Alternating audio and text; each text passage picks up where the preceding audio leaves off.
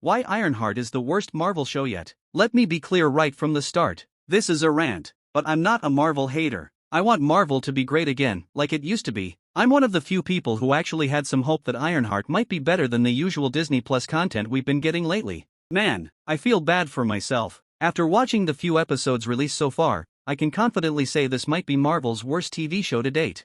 Yes, even worse than She-Hulk. And that's saying something, because at least She-Hulk wasn't a criminal. Let me explain. Riri Williams, as a character, is incredibly unlikable right from the beginning. It honestly feels like the writers watched Iron Man and thought, hey, Tony Stark is a narcissistic egomaniac, but fans loved him so let's do the same thing, but swap the gender. And they completely missed the mark. Here's the difference. When we first meet Tony, he's already a genius, but it's established that he's the son of Howard Stark. He grew up around advanced tech, took over his father's weapons business, and used it to try to create peace through strength. His playboy behavior made sense, he was already living the dream. But when he realizes his weapons were being used by the wrong people, everything changes. That's when Tony Stark dies, and Iron Man is born. It's one of the best character arcs in the MCU. We understand him, his flaws, and why he evolves. Robert Downey Jr.'s charisma sells that transformation perfectly. That's why we loved Iron Man. Now let's look at Riri, the criminal Williams. There's no real development. She's already a genius at the start, but we never see how she got there. We're just told she's smart, and the way she's written and acted makes her hard to root for. She constantly complains about the system, but doesn't take real steps to improve anything. She's not trying to help people, or even improve herself. Instead, she helps other students cheat on exams, basically enabling people who don't deserve to pass. That's a terrible way to introduce a so-called hero. Can you imagine if Captain America did that? Worse yet, Riri joins a criminal group to rob the rich, not to give to the poor, but to keep the money for themselves.